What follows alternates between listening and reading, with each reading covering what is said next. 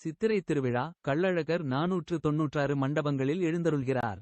அடுத்த மாதம் 8 இன் தேதி அழகர் கோவிலில் சித்திரை திருவிழா தொடங்குகிறது.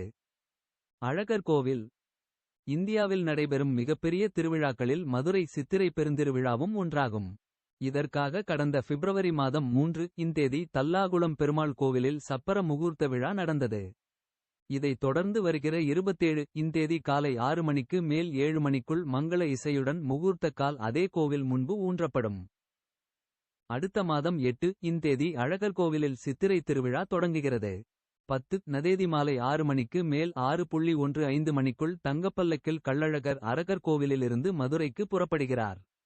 11 இன் தேதி மதுரை 3 மாவடியில் பக்தர்கள் எதிர்சேவை செய்து வணங்கி அழகரை வரவேற்கிறார்கள். திருவிழாவின் சிகர நிகழ்ச்சியாக 12 நதேதி அதிகாலை 5:45 மணிக்கு மேல் 6:05 மணிக்குள் கள்ளழகர் தங்கக்குதிரை வாகனத்தில் வைகை ஆற்றில் இறங்குகிறார். முன்னதாக 496 மண்டபங்களில் அரகர் இந்தாண்டு எழுந்தருள்கிறார். 13 நதேதி கருட வாகனத்தில் தேனூர் மண்டபத்தில் மண்டூக மகரிஷிக்கு மோட்சம் கொடுத்தல். அன்று இரவு ராமராயர் மண்டபத்தில் விடிய விடிய தசாவதார காட்சி நடைபெறும்.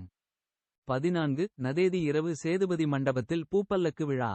15 நதேதி காலையில் அழகர்மலைக்கு பிரியா விடை பெற்று கள்ளழகர் திரும்புகிறார்.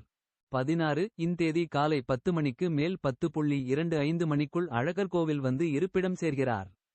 17 நதேதி உற்சவ சாற்று முறையுடன் திருவிழா நிறைவு பெறுகிறது. திருவிழா ஏற்பாடுகளை அறங்காவலர் குழு தலைவர் வெங்கடாசலம், துணை ஆணையர் யக்ஞநாராயணன் மற்றும் அறங்காவலர்கள், கண்காணிப்பாளர்கள், உள்துறை பணியாளர்கள், கோவில் பணியாளர்கள் செய்து வருகின்றனர்.